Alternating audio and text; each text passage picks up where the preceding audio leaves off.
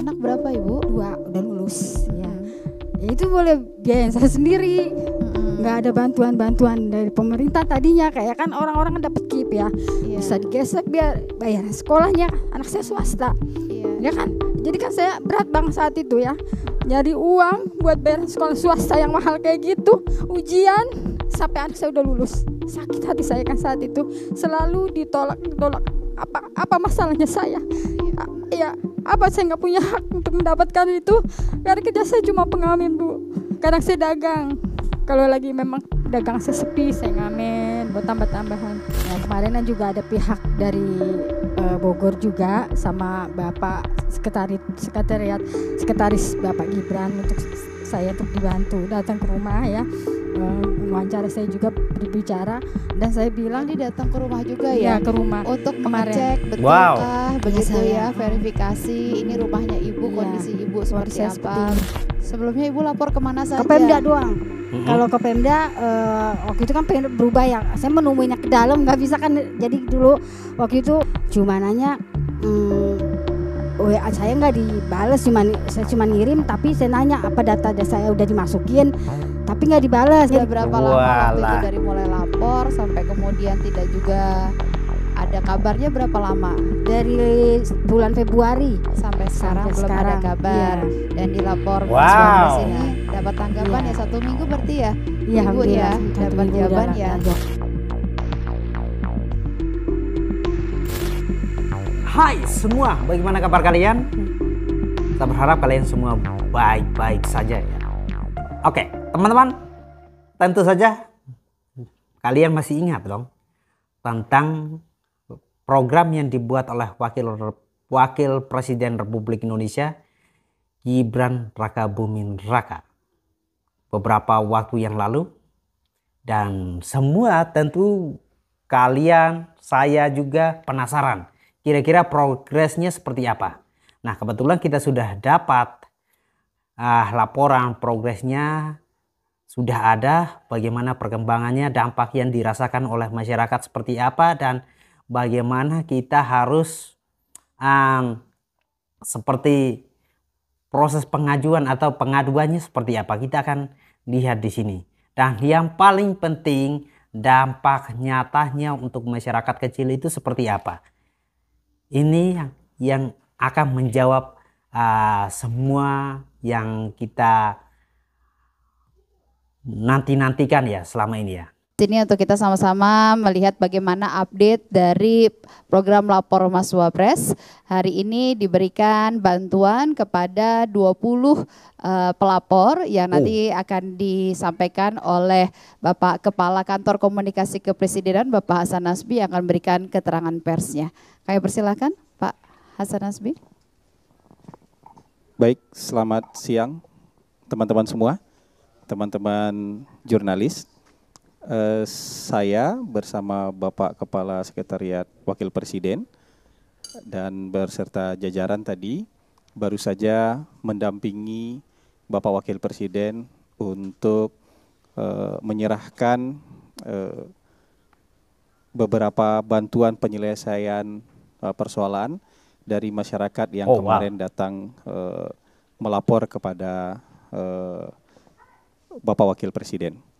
Jadi tadi rencananya memang direncanakan 20 ya yang menerima bantuan penyelesaian langsung dari Bapak Wakil Presiden, dan ada, kalau tidak salah ada 2 atau 3 tadi yang berhalangan hadir karena sedang sakit, tapi nanti akan langsung ditindaklanjuti oleh tim.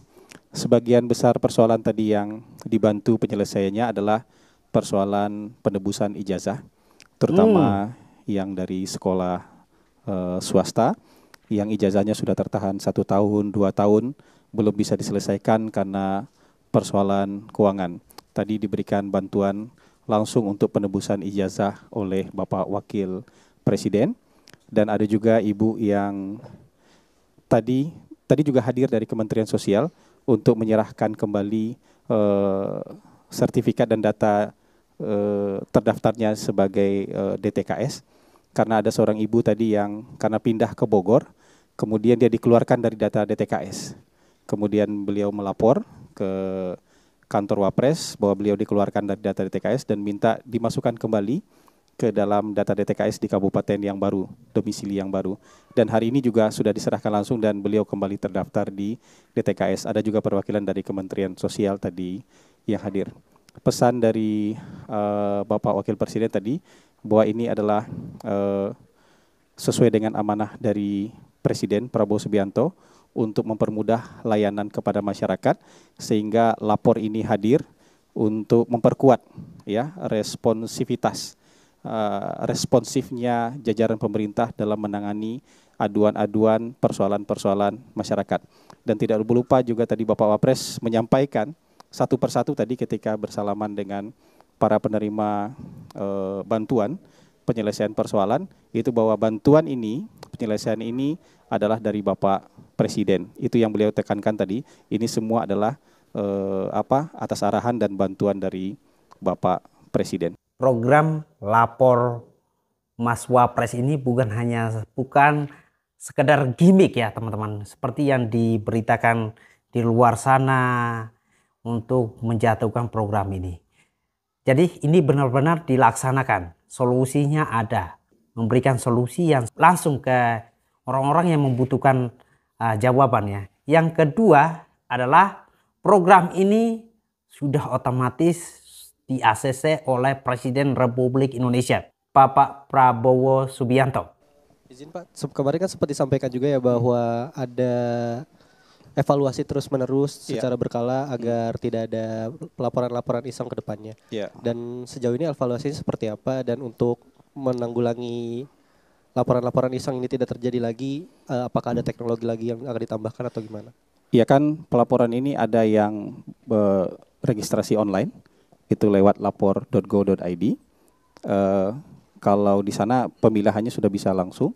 Kemudian ada yang datang langsung ke sini, lapor langsung sini.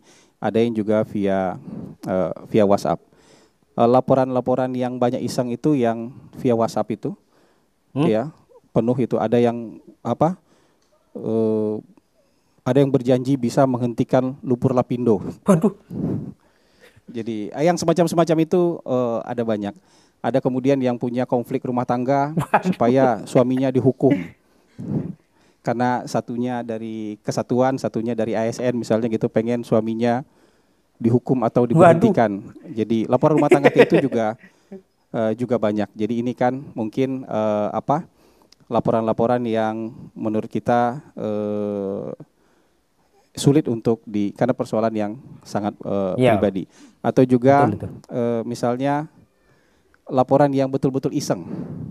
Ya, dengan insinuasi tertentu, kemudian laporan itu sangat iseng lah, nyebut nama, nyebut apa, tapi itu kita tahu itu laporan yang sangat iseng. Sekarang itu back office-nya sedang dipersiapkan, jadi nanti untuk pemilahan filtering lah, mana laporan ini, jadi tidak hanya mana yang iseng dan tidak iseng, tapi nanti juga laporan itu mana yang akan diserahkan ke KL mana, juga back office-nya sedang dipersiapkan, dan dalam waktu cepat insya Allah nanti akan bisa diberitahukan kepada publik. Termasuk kita juga ingin memperkuat lah responsifnya teman-teman di daerah. Kan sistem lapor ini nggak cuma satu. Jadi yang perlu dipahami oleh teman-teman semua, sistem lapor ini nggak cuma satu. Di level daerah, sistem lapor ini ada. Di level kementerian dan lembaga, sistem lapor ini juga ada. Nah, sekarang atensinya diperkuat nih dengan kehadiran lapor Wakil Presiden. Jadi ini bukan satu-satunya, tapi ini justru memperkuat atensi bahwa responsivitas pemerintah terhadap aduan-aduan masyarakat sekarang harus makin cepat, harus semakin tinggi. Jadi ini yang perlu ditekankan nanti. Jadi Bapak Wakil Presiden juga mengadres tadi bahwa ke depan kementerian, lembaga, pemerintah daerah, ya dinas-dinas di daerah yang punya juga, semuanya kan punya sistem pelaporan, itu meningkatkan responsivitasnya terhadap laporan-laporan dari masyarakat. Kita berharap ya dengan langkah pemerintah pusat untuk memperhatikan laporan-laporan pengaduan masyarakat. Di daerah juga harus bisa sigap seperti ini. Bahkan sampai hal receh saja seperti urusan tebus ijazah saja mau diurusi sama pemerintah pusat. Bahkan urusan rumah tangga saja itu ada yang melapor. Kalau sengketa itu adalah urusan yang besar, membutuhkan campur tangan pemerintah yang lebih kedudukannya lebih di atas. Tapi kalau urusan misalnya tebus ijazah saja itu sampai pemerintah pusat, sampai wakil presiden juga ikut menangani, itu sesuatu yang wow, buat saya itu adalah hal-hal yang seharusnya desa pun bisa melakukan itu. Benarkah tidak teman-teman? Kalau urusan hanya misalnya tebus ijazah, seharusnya kan desa bisa melakukan itu, atau dusun setempat bisa melakukan itu. Tidak harus sampai bunyinya sampai di atas gitu loh. Program lapor Mas Wapres ini saya lebih berharap laporannya kayak di daerah yang tertinggal nih, belum pernah tersentuh, itu yang ada di pikiran saya nih. Belum tersentuh itu kemudian dilaporkan dengan bukti dokumentasi yang kuat, terus kalau bisa disertakan dengan testimoni masyarakat, itu akan lebih mantap itu loh. Kayak hal-hal yang mungkin kita secara pribadi tidak bisa di handle, pembangunan atau daerah-daerah, desa-desa pelosok yang tertinggal kita laporkan. Tapi tidak masalah, saya cukup terkejut ya dengan laporan-laporan yang masuk. Kita berharap laporan-laporan yang masuk yang lain itu yang skalanya lebih besar. Karena setahu saya laporan-laporan begini seharusnya akan ditangani pemerintah setempat, desa setempat. Apa yang diadukan Bu Santi, silakan. Ya, waktu saya datang ke kemari, saya mengadukan saya di sebelah sini deh ya, supaya Ibu biar DTKS, yaitu bantuan seperti pangan gitu ya, sembako. Selama ini kan saya nggak dapat, ya kan. Waktu saya kan pindahan dari Depok ke Bogor. Ya, saya mengadukan juga masalah ya, waktu di Depok juga ada juga masalah seperti itu, jangan sampai di Bogor seperti itu. Tapi kan seperti itu juga, ya begitu deh. Iya. Maksudnya seperti ngulur gitu, nggak secara detail aja begitu. Kalau memang anak saya nggak dapat tuh karena udah lulus, emang udah lulus karena udah saya biayain, ya kan udah. Terus maksud saya intinya saya dapat nggak gitu kan buat diri saya entar tuanya gitu. Ya terus ya kemarin-kemarinan juga kan dioper lagi ke yang lain kayak gitu. Akhirnya saya lapor ke bapak, gimana Pak ini saya selalu begini begitu ya, jangan sampai saya begini lagi gitu. Saya ingin mendapatkan kayak orang-orang dapat beras, kerja saya kan cuma pengamen gitu, ya kan. Anak berapa Ibu? 2, udah lulus. Ya itu boleh biayain saya sendiri, nggak ada bantuan dari pemerintah tadinya. Kayak kan orang-orang dapat KIP ya, bisa digesek biar bayaran sekolahnya, anak saya swasta, ya kan. Jadi kan saya berat banget saat itu ya, nyari uang buat bayaran sekolah swasta yang mahal kayak gitu, ujian sampai anak saya udah lulus. Sakit hati saya kan saat itu, selalu ditolak. Apa masalahnya saya? Ya. Apa saya nggak punya hak untuk mendapatkan itu? Karena kerja saya cuma pengamen Bu. Kadang saya dagang. Kalau lagi memang dagang saya sepi, saya ngamen buat tambah-tambahan. Saya ngaduin ke situ ke bapak. Ya akhirnya nanti dibantu masukkan diri KS untuk diri Ibu. Ya kemarin juga ada pihak dari Bogor juga sama Bapak sekretaris Bapak Gibran untuk saya untuk dibantu datang ke rumah ya. Wawancara saya juga berbicara dan saya bilang jadi datang ke rumah juga ya, ke rumah untuk kemarin. mengecek betulkah begitu ya, verifikasi ini rumahnya Ibu, kondisi Ibu seperti apa begitu. Apa yang dilakukan ketika verifikasi datang ke rumah tim Ibu? Ya cuma menanyakan keberadaan saya benar ada gitu ya. Terusnya Bapak sekretariat juga bilang ini Ibu ini harus dibantu kan, ini udah perintah dari Bapak Gibran ya. Selama ini nggak dapat bantuan dari Depok ya, selama susah anaknya udah lulus, sekarang untuk dirinya sendiri tolong dibantu untuk hari tuanya dia biar beristirahat kayak gitu, yang nggak capek-capek lagi gitu ya. Akhirnya ya udah nanti dimasukin BMPNPT dulu katanya, karena Ibu kalau PKH nggak bisa karena umur Ibu masih pas 9, nanti juga ada proses tersendiri kan.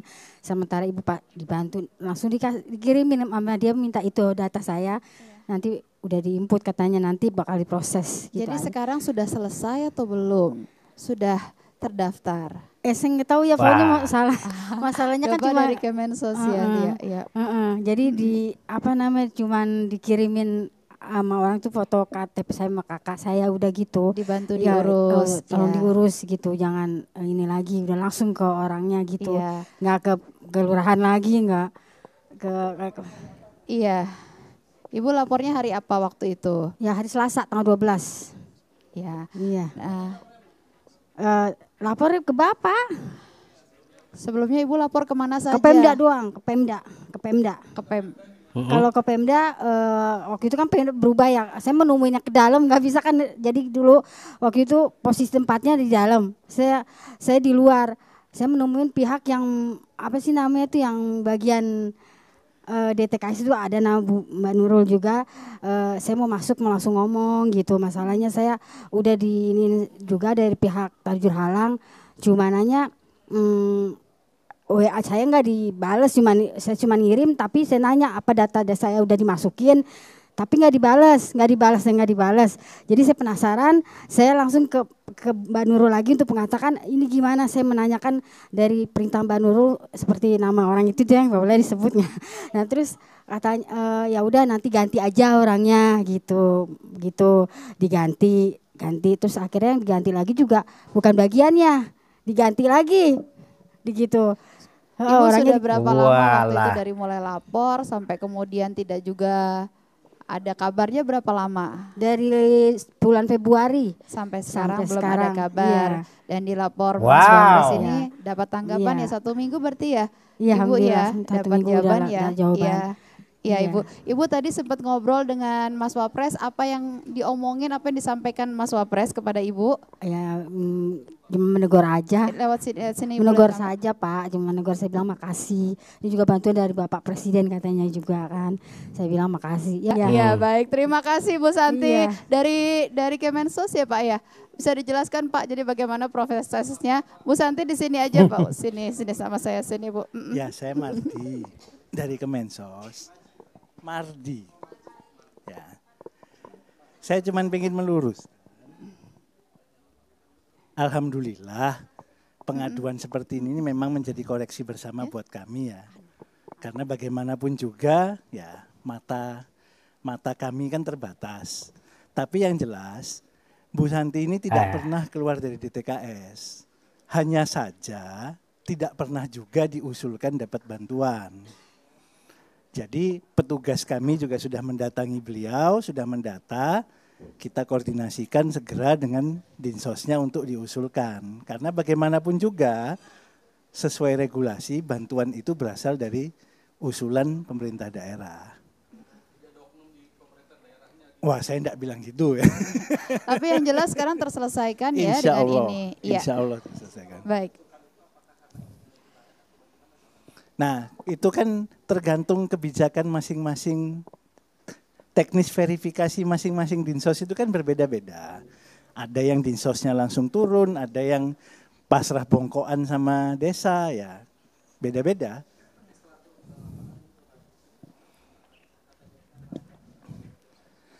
Kalau dari SDM kami yang kebetulan ke lapangan, ya melihat ibu ini profesinya memang pengamen, kondisi rumahnya yang mohon maaf seperti itu, ya sebetulnya untuk menerima sembako memang layak. Tapi kalau PKH tadi sudah disampaikan karena anaknya sudah besar-besar semua, sudah tidak ada komponen ya, tidak bisa mendapat PKH. Sedangkan ibu ini belum lansia juga kan. Baik, terima kasih ya teman-teman. Ini sekaligus menampar oknum-oknum yang selalu berbelit-belit saat mendengarkan aduan masyarakat kecil. Ini pelajaran penting buat mereka. Sekelas wakil presiden dan presiden saja memikirkan hal-hal kecil seperti ini. Kebayang saja kalau semua masalah diselesaikan ketika diadu ke lapor Mas Wapres. Terus kerjanya pemerintah di daerah setempat itu apa ya? Pengaduan masyarakat di daerah setempat itu kok tidak direspon dengan cepat ya.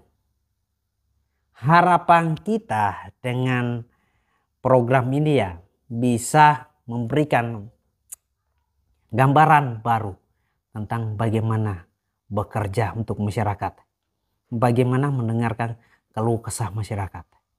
Itu akan jauh-jauh lebih penting